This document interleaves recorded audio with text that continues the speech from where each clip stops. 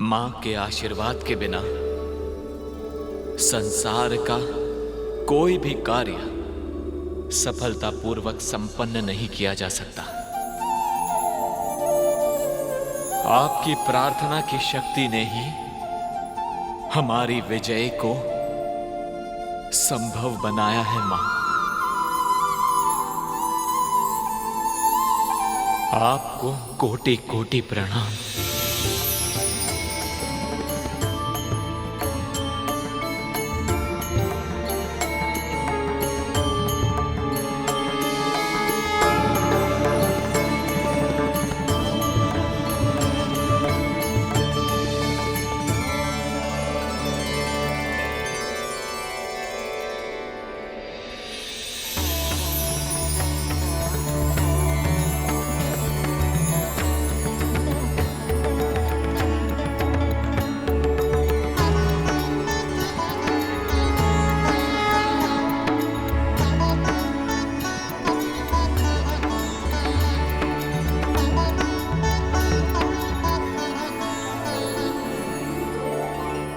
देवराज, स्वर्ग का सिंहासन आपकी प्रतीक्षा कर रहा है।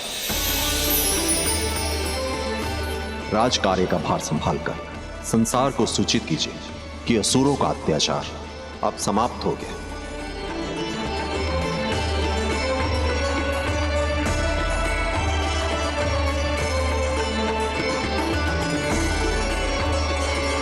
हे परम पिता, परम प्रभु नारायण, आपकी कृपा के कारण ही आज हम सब इस शुभ क्षण के साक्षी बन पाए हैं। मैं देवराज इंद्र सभी देवताओं की ओर से आपको वचन देता हूं कि हम अपनी शक्ति का उपयोग सदा सर्वदा धर्म की रक्षा करने के लिए ही करेंगे।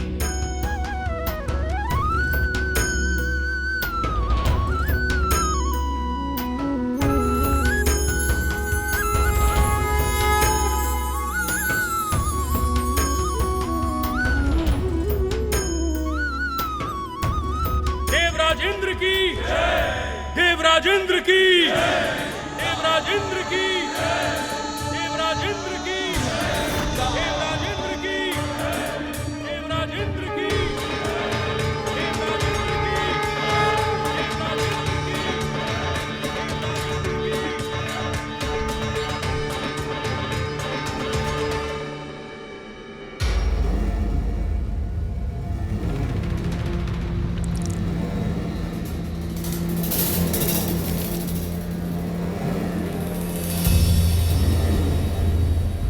बलि,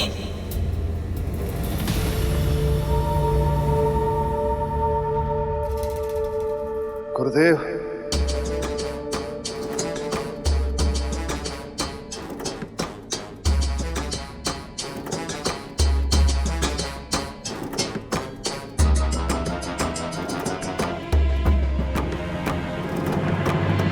मैं तो आपसे क्षमा मांगने के योग्य भी नहीं रहा गुरुदेव।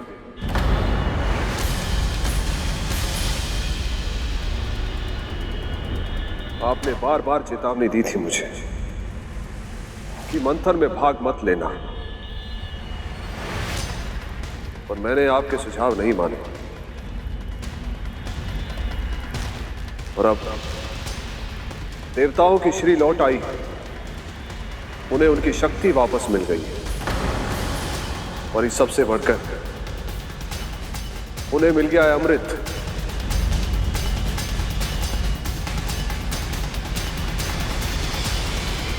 मां, मैं आपका स्वप्न पूरा नहीं कर पाया। स्वर्ग का राज सिंहासन भी गंवा दिया मैंने, और इस सब में देवताओं के छल बल से अधिक योगदान मेरी मूर्खता का है। पुत्र,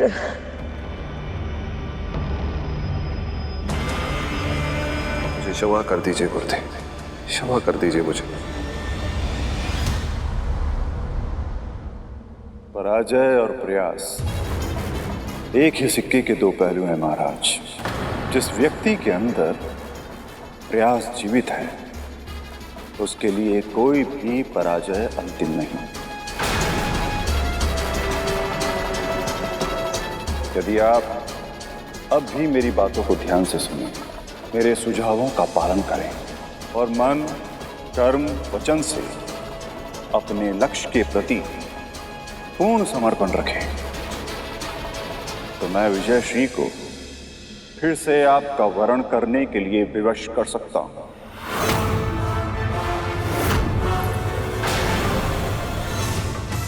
तो जो कुछ भी आपने खोया है, वो सब कुछ और उसके अतिरिक्त बहुत कुछ आप प्राप्त कर सकते हैं।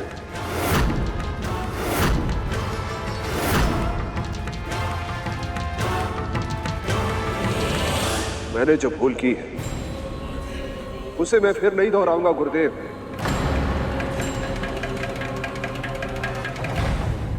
आपके हर सुझाव का आदेश की तरह पालन करूंगा।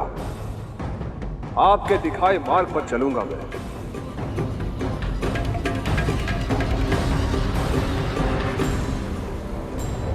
असुरों को उनका अधिकार दिलवा कर रहूंगा मैं। महाराज बलि की, महाराज बलि की, महाराज बलि की, महाराज बलि की। प्रभु, माँ, न जाने मेरे मन में भावनाओं का जोहर उमड़ रहा है। एक ओर तो मैं बहुत प्रसन्न हूं कि हमारा उद्देश्य सफल हुआ, परंतु दूसरी ओर मैं दुखी भी हूं कि अब हमारा कार्य समाप्त हो गया। प्रभु, मां सदैव कहती थी कि जिसका मन एक बार प्रभु विष्णु की भक्ति में रम जाए फिर और कहीं नहीं लगता। मां के इस कथन का अर्थ आज से पहले मैं कभी समझ नहीं पाया था प्रभु, परंतु अब वैकुंठ में रहते हुए यथासंभव आपकी सेवा करते हुए जिस आनंद का अनुभव मैंने किया है उसका वर्णन करना असंभव सा लगता है। एक और तो मुझे यह लगता है कि मैं अपने प्रभु को छोड़कर कहीं कभी ना जाऊं, परंतु तुरंत मेरा मन यह भी कहता है कि मैं अपनी मां को भी अकेले नहीं छोड़ सकता।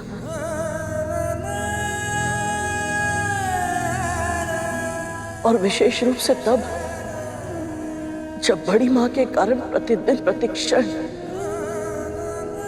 वो यातना और अपमान का जीवन जीने के लिए विवश है।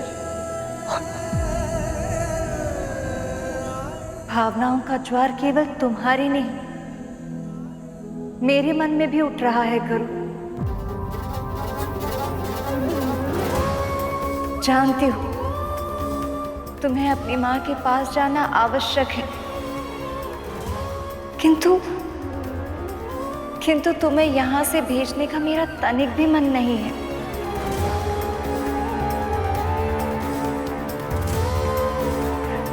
आशा की किरण की तरह मिले थे तुम मुझे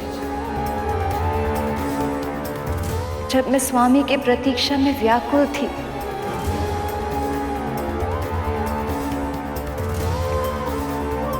तब मेरी आशा को सत्य में बदलने में तुमने तनिक भी कमी नहीं की थी।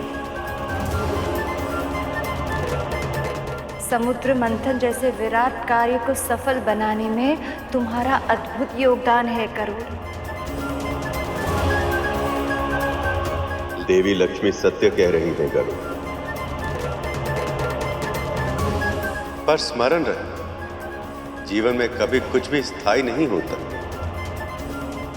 आज देवी विंता को तुम्हारी आवश्यकता है, इसलिए तुम वैकुंठ और हमें छोड़कर जा रहे थे, पर शीघ्र ही हम फिर मिलेंगे।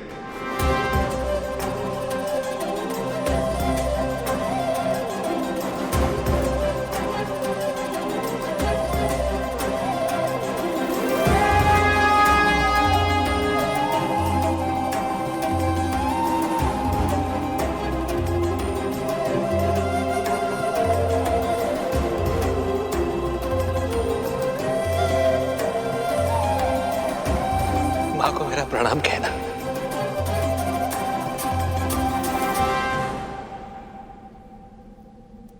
आज्ञा दीजिए प्रभु। माँ,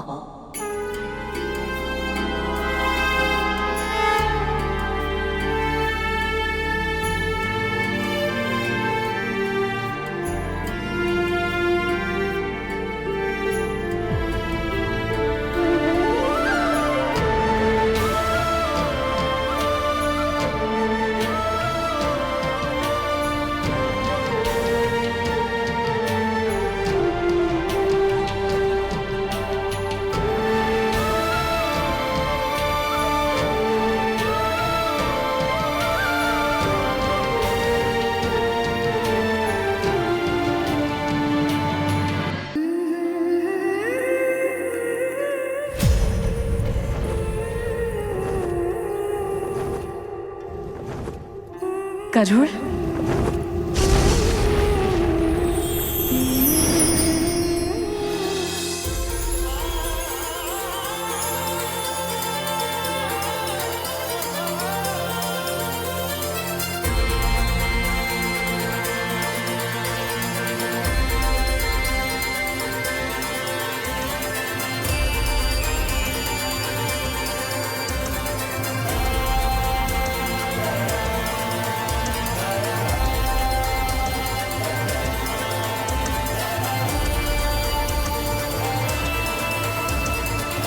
माँ, क्या हुआ?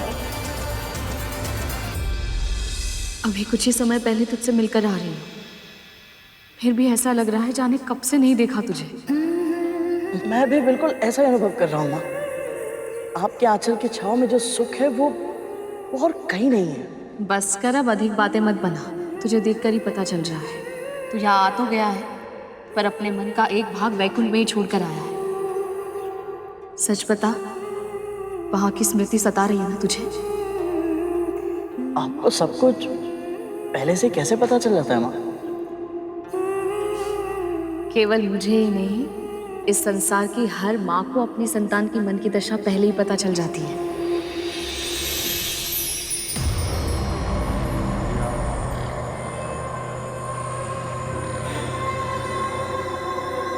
आ गया तू?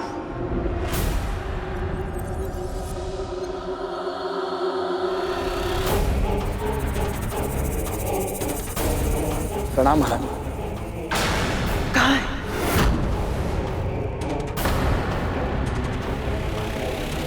तू रिक्त हाथों से क्यों आया है? मेरे भाग का अमृत क्यों नहीं लाया तू?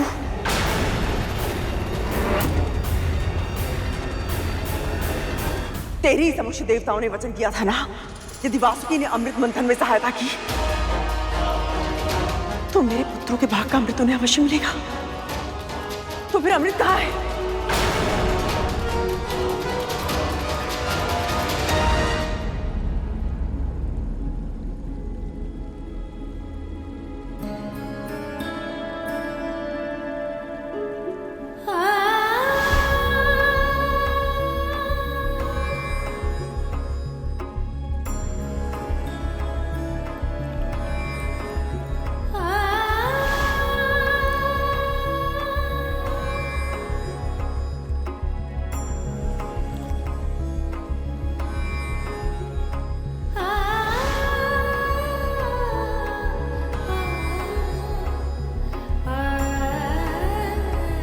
आप कमल का फूल खिला रही और आपके मुख पर मुरझाए हुए फूलों से उदासी, ऐसा क्यों देवी? पुत्र के मुख पर दुखों की छाया देखकर मां प्रसन्न कैसे रह सकती है? आप गरुड़ के लिए चिंतित हैं ना देवी? प्रभु, आपने अपने हृदय में स्थान देकर मुझे सब कुछ दिया है, पर यदि मैं आपसे कोई उपहार मांगू तो? आपको प्रसन्न करने के लिए मुझे जो भी करना हो मैं वो अवश्य करूंगा देवी।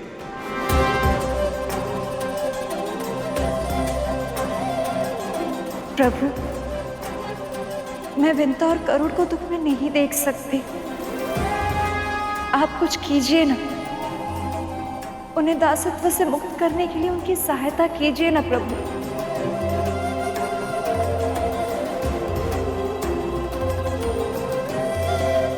प्रभु,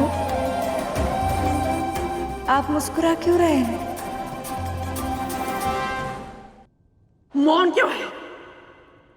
अमृत कहाँ है? महारानी, मैं चाहता तो भी आपके लिए अमृत नहीं ला सकता था, और अमृत आपको नहीं मिल सकता। फिर कहने का अर्थ क्या है दास?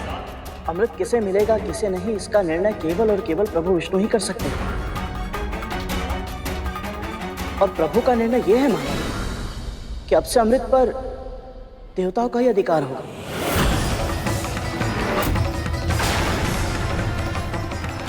यहां तक कि असुरों को भी अमृत नहीं मिला है। कैसे संभव है? जब वासुकी को लेके जाना था तब देवताओं और असुरों दोनों ने सहमति दी थी कि मेरे पुत्रों में भी अमृत बांटा जाएगा। परंतु जो वस्तु उनकी थी ही नहीं, उसके लिए सहमति देने का अधिकार भी नहीं था उनके पास। उन्होंने आपको ऐसा वचन दिया था जो वो कभी पूरा नहीं कर सकते थे। ये निर्णय केवल और केवल श्री नारायण का ही है। पता है, जब राहु ने छल से देवताओं की पंक्तियों में बैठकर अमृत का पान किया तो प्रभु ने अपने सुदर्शन चक्र से उसका शीश धड़ से अलग कर दिया था। अमृत ग्रहण करने के बाद भी उसका जीवन मृत्यु से भी बुरा है। महारानी, मेरा सुझाव तो यही है कि आपको अमृत को भूलकर प्रभु के निर्णय को स्वीकार कर लेना चाहिए।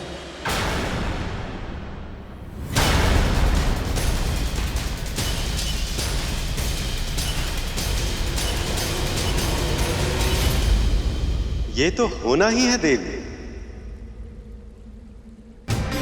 पर गरुड़ के जीवन का उद्देश्य केवल दासता से मुक्ति पाना नहीं, उसके लिए एक बहुत बड़ा लक्ष्य निर्धारित किया है मैंने। कैसा लक्ष्य प्रभु? इंद्र से सहस्त्र गुना अधिक बलवान होने का वरदान गरुड़ को एक विशेष कारण से मिला, क्योंकि आने वाले समय में उसे मेरा वाहन बनना, क्योंकि आने वाले समय में उसे मेरा वाहन बनना, क्योंकि आने वाले समय में उसे मेरा वाहन बनना, क्योंकि आने वाले समय में उसे मेरा वाहन बनना। सत्य प्रभु, इससे उत्तम और क्या हो सकता है? गरुड़ तन से बलवान, मन से सात्विक, वो साहसी है, धैर्यशील है और अपने दायित्वों को वो अच्छे से निभाना जानता है। पर उसका सबसे विशेष गुण उसके संस्कार हैं देवी। अमृत का कलश उसके हाथों में था, किंतु तब एक बूंद पीने तक का विचार उसके मन में नहीं आया।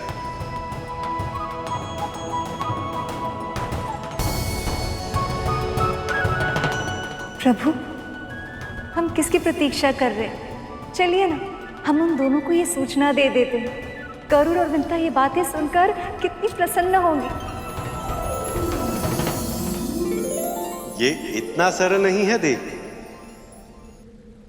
आप तो जानती हैं, मैं इस सृष्टि का पालनहार, ये संपूर्ण सृष्टि मेरे उदर में वास करती है, और ऐसे में अपनी पीठ पर मेरे भार का वहन करने के केवल शारीरिक शक्ति की ही नहीं, अपितु मानसिक और आध्यात्मिक शक्ति भी चाहिए। उसके लिए गरुड़ का सबसे पहले अपनी कुंडलिनी को जागृत करना होगा और अनेक परीक्षाओं में सफल होना होगा, और उसमें से पहली परीक्षा अमृत के प्रकट होने से ही आरंभ हो गई। बस गरुड़ को उसका आभास नहीं। गरुड़ की नियति है मेरा वाहन बनना, किंतु वो समय कब आएगा, इसका निर्णय ये परीक्षा तय करेगी।